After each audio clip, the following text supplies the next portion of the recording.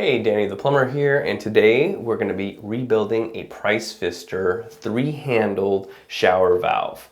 As you can see, this one is dripping right now, wasting a lot of water. Okay, so this particular shower valve we're rebuilding is a Pfister. We're rebuilding it because, as you saw, it's leaking, dripping a little out of the shower head. But this application can be used with many different shower valves, not just a Pfister. Any of these 3-handle type or even 2-handle type showers that have a drip or bathtubs that have a drip on it, it's kind of the same principles. I'm going to show you 2 different ways to rebuild it. One way with putting a whole brand new cartridge stem in there. This is the whole Pfister one right here. It's the whole unit itself that they sell at any hardware store. And I'll also show you a cheaper way, a little bit harder possibly, not harder, a little more steps to it, of just replacing some of the parts on the stem itself, and you'll get equal results. Let's get started. Okay, so the first step would be to turn off your water if you're in a single residential home.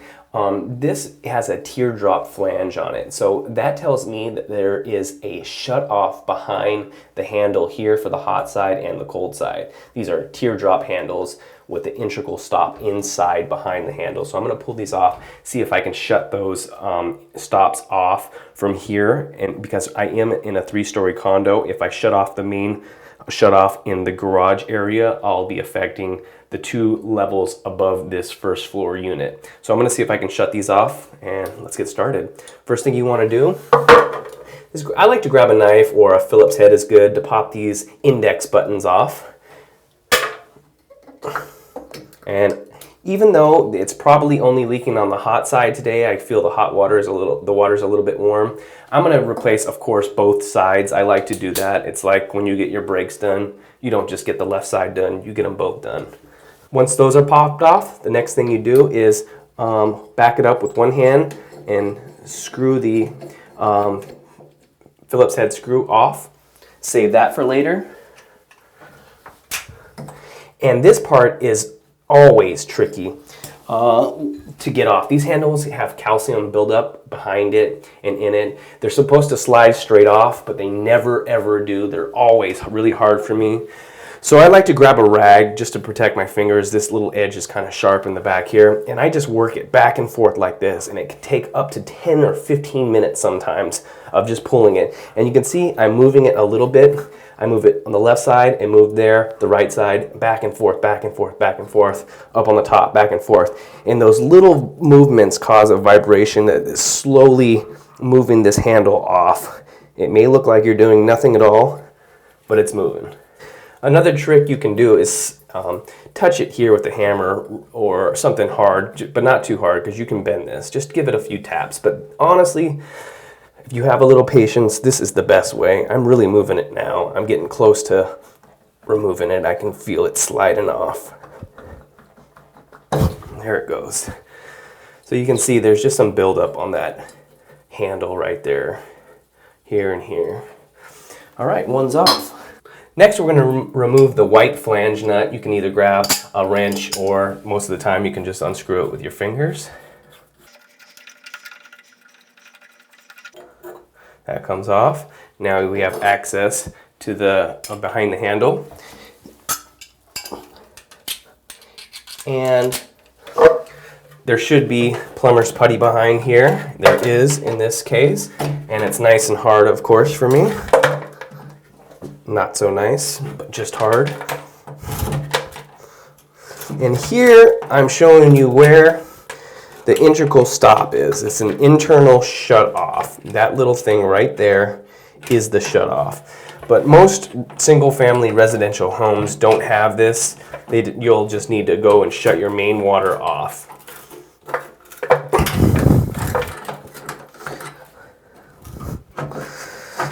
Even if you don't have this, it's still a great idea to remove all of this old plumber's putty in here, because you'll need access to some of the stuff in here later. And you want to also refresh the plumber's putty, because this hard stuff doesn't give a great seal compared to the new stuff. Okay, so here is the stop that I'm talking about, and you're going to grab a a flathead screwdriver and just turn it clockwise until it's all the way off. There we go. Okay, it touched right there. Now I've got the hot side completely off, and we're going to definitely verify that in a minute here. And now I like to do the same for the cold side. Remove the handle and get access to that integral stop, saving all these parts for use later. That one came off nice and easily. That one's on there tight. This flange nut is on there real tight, so I'm going to grab myself some channel locks and just give it a turn or two.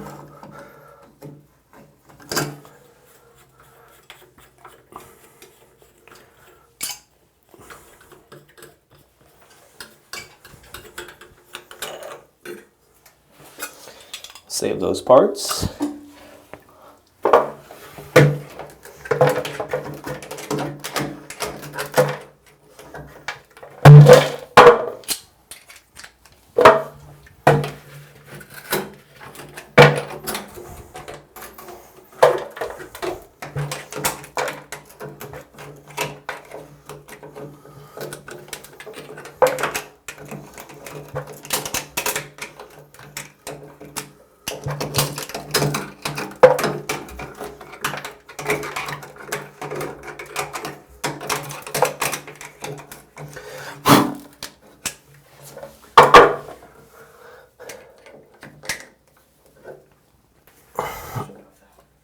All right, now I'm going to shut off the integral stop by turning it clockwise.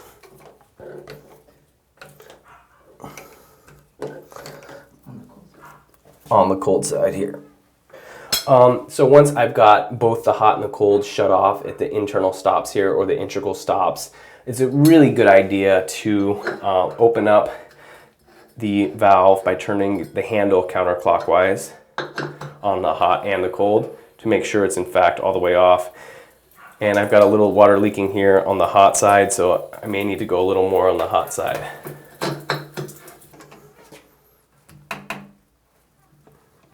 Okay, so once you've got the shutoffs turned off or your main water turned off, you can remove the cartridge. But before that, you want to make sure you open up the cartridge, turning it counterclockwise.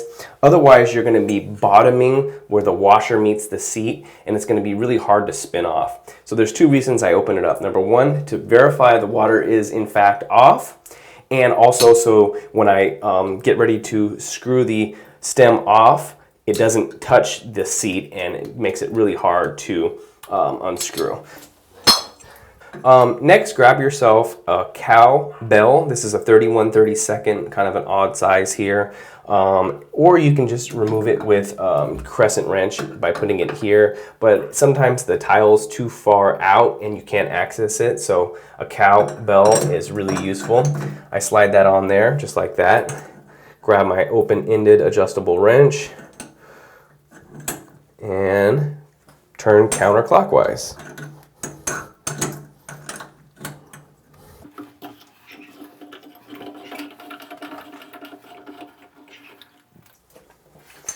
All right, so you can see right there the buildup in that washer is no longer flat at all. So that's where it was leaking right here. This is the washer that really gives us problems. As you can see, there's a lot of buildup, some calcium deposits right there. That's where the screw is, and that's causing it to leak. There's some on the rubber here. This is the rubber, this is the washer that seals right on the seat, and this is what gives the seal so it doesn't leak right there, and that washer is all bent out of shape right there. So for the hot side, I'm going to show you how to replace the whole stem. And so I'll just put this one down, throw it away, recycle it, whatever you want to do. And let's take a close look inside. Okay, something really important next I want to show you guys is this is the stem, and the bonnet washer, when you install this stem, sits right here, and it's just a plastic washer that goes right there. Always gets stuck on this side of it, right there. That black thing sitting right here is the bonnet washer. So you want to definitely remove that and make sure that you don't put 2 bonnet washers in there. And so you just grab something sharp and pop that out. Right there's the bonnet washer. And we can throw that one away or replace it with a new one. Okay, so what you want to do next is look at the condition of the seat. The seat is a little brass thing that's way deep inside here. I've got a seat wrench to remove it, but you can also remove it with an Allen wrench. So you can see it right there. And you can see I've got a little water dribbling out of here. It's all going in the shower, so I'm not too concerned with that right now. But that seat way back there is what I'm going to pull out with my seat wrench here. Stick the seat wrench in, make sure it's firmly all the way into that seat. You can even tap it. And now you can remove it. Turning it counterclockwise.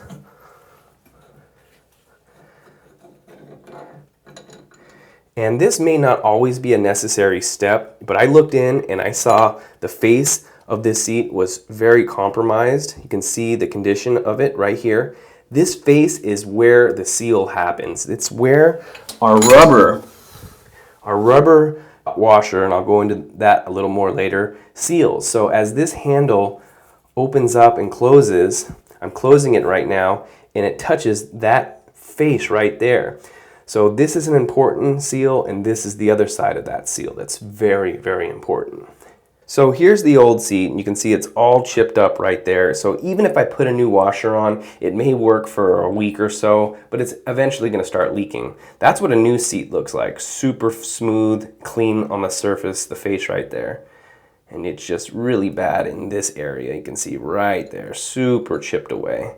And why that happens is because it's metal on metal. They let the washer go for so long that the handle, when they closed it, was rubbing against this brass on the other brass part. So that's why I'm changing it. Not always a necessity. You can look inside, and if it looks good, it's like that. You can either even grab a wire brush or something, kind of clean that face a little bit.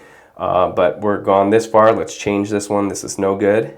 So here's our new one we'll put in with our seat wrench. Which is just this 4-sided thing. Like I said earlier, an Allen wrench would work. It's just a nice long one right here. I always like to look inside here, make sure there's no debris or anything. You can even clean it out with a wire brush or something. Stick your finger in there, make sure there's nothing inside there. It needs to be super clean.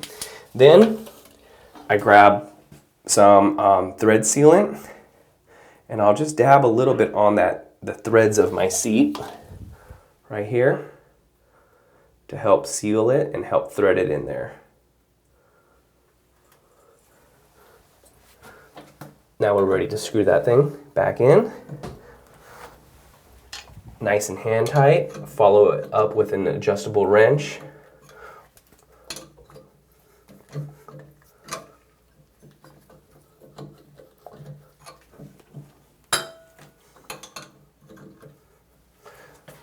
It doesn't have to be ridiculously tight, but you want it snug.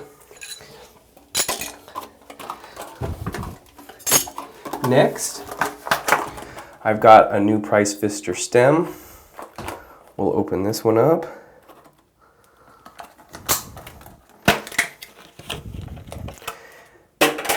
Here's that bonnet washer that I was speaking of earlier. This one's white, the other one was black. Same thing. We'll put it right there. And that's what your new cartridge looks like here. You want to make sure that the cartridge stem is all the way in the open position, which means that this thing is flush against the back of where the threads are right here. Because if not, when you go to push this in, you're going to bottom out before it gets tight.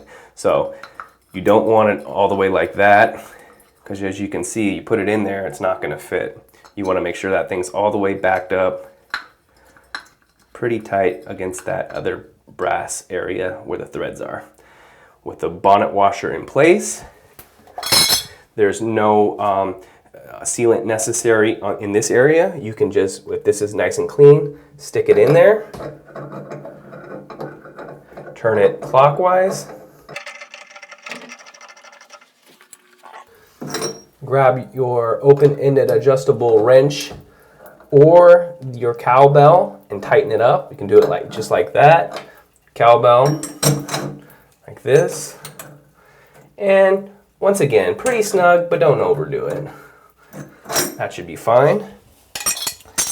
And we'll go ahead now, because it's in the open position, I'm going to close this by turning it clockwise, and that will stop our drip. Now all we have to do is rebuild the cold side, and we can get all of our trim, including the water back on and the plumber's putty back in place here, and that side's basically done. Okay, so on the cold side here, I'm going to show you how to rebuild this thing with just the parts by itself. It's a little bit cheaper, a lot cheaper, but a little more time consuming. All right, so we'll do exactly what we did to the hot side at first. We already have the cold integral stop turned off, and I verified that one more time by opening up the valve completely. That also makes it easier for me to remove the valve.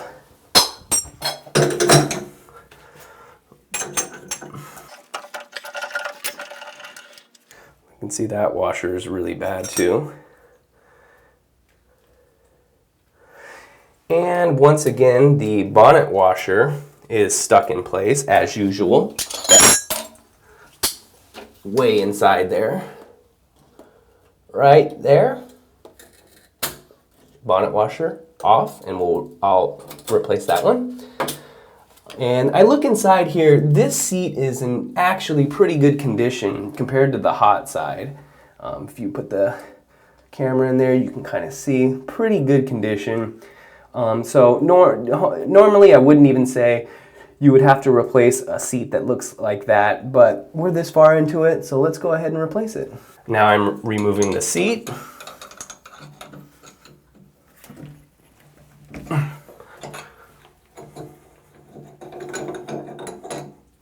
So yeah, that one was pretty good condition here. Pretty smooth and flat. It's a little something right there. So this one probably would have been okay, but I like to replace the seats when I do the plumbing. And so this part is exactly the same as the other side, the hot side that we just did so far. Just gonna put some thread sealant on there, make sure it's clear inside. I had a chunk of something in there. All right, ready for the seat. That seat's snug in there. All right, now I want to show you how to rebuild this thing. All right, so we're going to rebuild the cold side by just replacing a few parts in here. This is a cheaper alternative than replacing the whole stem cartridge, and you can just replace a few parts. So what I like to do is grab a handle from either side, the hot or the cold, stick it in there, and this kind of just backs it up for me. And on the top here, you can see that there is a Phillips head screw that's covered with the little calcium deposits that we're gonna unscrew counterclockwise. All right, so I'm just gonna unscrew the Phillips head screw on the top here.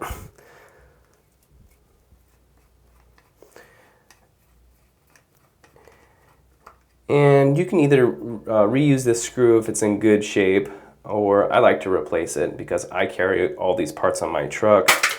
You can see that one's in terrible condition. So we're gonna replace that one. A lot of times the seat cup, which is where the seat is just held in place, is not intact. But that's not a big deal if if it's missing a little thing like that, it still can be used because the seat, the washer will kind of fill this whole area in. So that's all right. Okay, so the next step is to remove the 3/8 washer, which is this black washer here. You can see this one is in terrible condition, and that's really causing our leak. So this one's got a flat edge, some are Phillips, and we'll replace this screw, but a lot of times it's not necessary. These should be brass screws and should last for a long time. And you can see that that washer is in terrible condition here, causing it to give the leak. So what I'll do now is grab a new 3/8 washer, and this is a 3/8 L, it says on here. So some of these have the lettering and the numbering on one side, and the other side is always going to be flat. Some of them have flat on both sides. If you do have the lettering and numbering on the one side, make sure that that is facing down when you put it in there. You don't want to face it up because this thing, it's not completely smooth. It is lifted up a little bit and doesn't give a great seal. So once again, that 3/8 L face down. Grab yourself a new brass screw, or if it's in good condition, reuse the old one and just screw it in. And you want it pretty tight so it doesn't go anywhere, but not too tight. And if this, I'll show you one thing. If this seat here, the seat cup, is in poor condition, it's okay. This is the seat cup right here. You can see it's kind of messed up in this area. That's fine with me. It doesn't really give a problem because that washer fills the void there. So screw that in. And another trick when you're screwing this in off and on, you can back it up with a handle right there and just hold it in place, and it kind of gives you a nice backing up. So I just go like that. Get that thing pretty snug.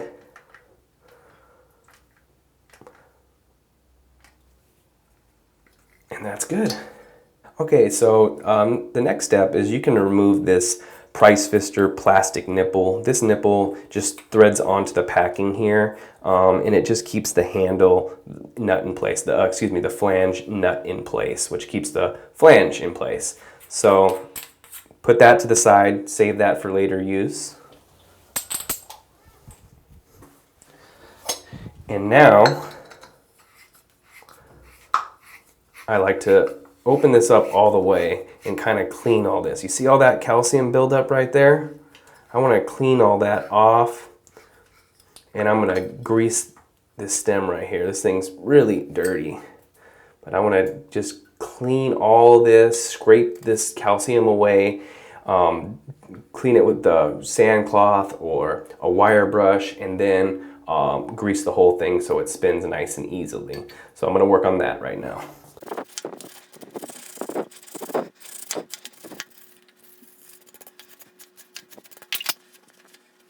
Okay, so I've cleaned it up pretty well, and I've just got some plumber's grease. I'm going to grease it up, especially in that area right there. It's where the threads are, and the whole thing though. Get it nice and lubed up so it slides in and out easily. Now, put that thing to the side for later use. And here's another thing that you can do. If your packing nut, which is this thing right here, if you look at my other side, if this is leaking, sometimes just right out of the handle here, if you've got a drip out of the handle, you can sometimes come in with an open-ended adjustable wrench and tighten this packing nut right here. You don't want to go too tight, because if you go too tight on it, it's going to be really hard to open and close your handles. But if you've got some water there, tighten it up and you should have no problem. But if that doesn't work, there is a packing, let me unscrew this. So what you can do if that packing needs to be replaced is back it up right there with one wrench, screw off the packing nut,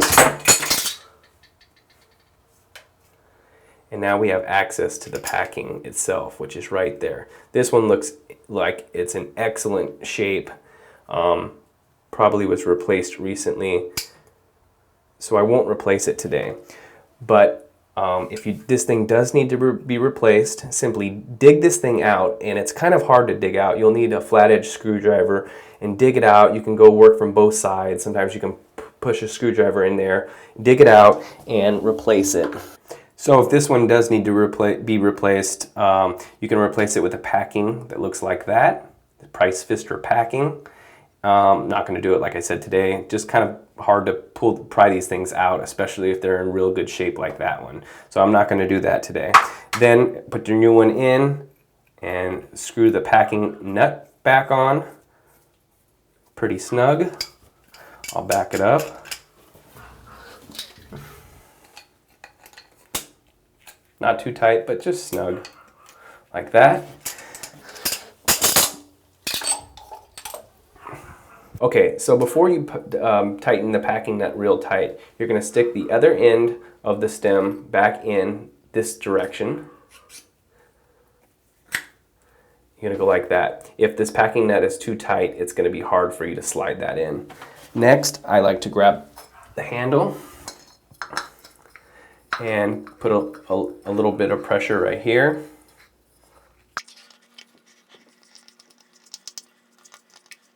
Once this is in pretty far, you can begin to tighten that packing a little bit right now, just so it doesn't move on you.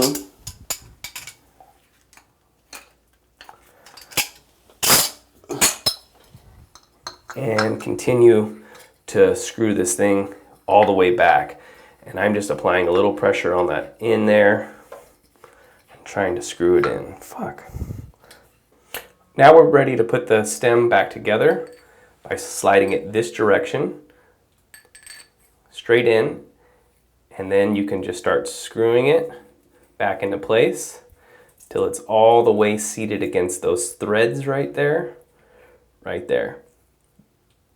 Okay, so you can also use a handle to get this thing seated all the way back to where these threads are. This is a very important step till it's all the way back that way, which is in the open position.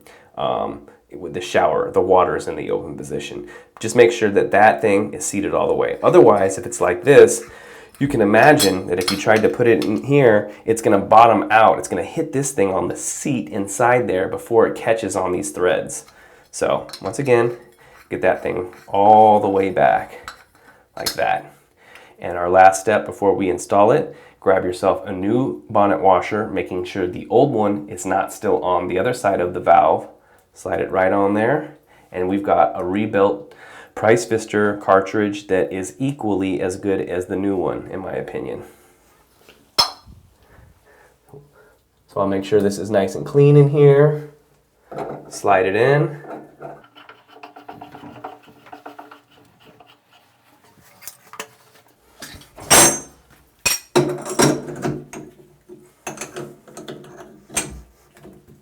Get that thing pretty snug. Turn the handles both to the off position.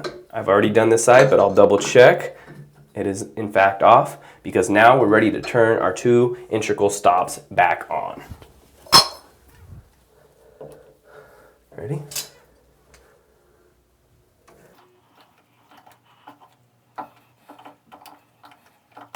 And of course, if you don't have these integral stops and you turned it off at your main shutoff, you'll go ahead and turn your main shutoff to the on position again. And I'll do the same thing for the other side. And it's really important to, once the water's on, look inside here to make sure there's no water way back in there where that stem connected into the main part of the shower valve on both sides. So I want to look inside right here, make sure there's no water leaking out. And then before I get the handles or the plumber's putty on, I like to turn it on and give it a little bit of a test, and also make sure that there's still no water coming out anywhere inside, because once that's sealed up, you know, it's going to be really hard to see if there's a leak in there. Another thing you want to check for before getting the handles on is how tight the packing nut is. The packing nut is right here where I'm putting my finger, and that thing, if it's not tight enough, will cause a little drip out of the handle. But if it's too tight, it's going to be really hard to turn off and on. So you want to make sure that the hot and the cold match up with each other. So one's not super hard to turn on, and the other is, you know, one's real hard, one's real easy to turn off and on. So you adjust those packing nuts so they're kind of even, and also so no water's coming out of the bottom of those packing nuts. Next step is we will put our plumber's putty inside the voids here where the old plumber's putty was and was just kind of crusted over and hard. This prevents any water from leaking back into the wall here, the water in the shower. So just go ahead and stuff each hole up with that plumber's putty, pack it in real nicely so you get no leaks inside your wall. And you'll just get plumber's putty under both sides of those handles there. Once the plumber's putty is all in place, we can get our flange back on, the whole handle and trim, starting with that flange right there. And then we'll screw the flange nut right on to the flange like so. And I like to get that thing at least as tight as possible with your hands. And sometimes you can even come in afterwards and give it a little more of tighten with a wrench, just a quarter turn, half turn more, depending on how tight you got it with your hands. But oftentimes your hands, hand tightening alone will do the job.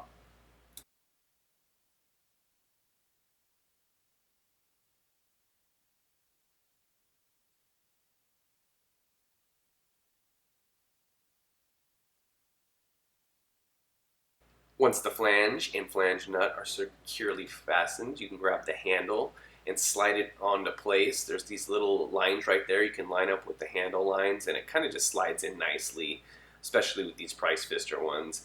And push that in place, grab your screw and a screwdriver, and we'll get that handle tightened down. This one is a Phillips head for the Price Pfisters, and we'll screw that clockwise into place like so. Once that's nice and secure, we can go ahead and do our last part of the handle, which is the index button. Hot should be on the left always, which is indicated with an H, of course. And voila, we are done with one side. We'll continue on to the cold side. Okay, now very simply, what we're gonna do is the exact same thing on the cold side as we did with the hot side. If you guys are interested in seeing my entire video collection, go to howtoplumb.com or click the link below. I'll see you there.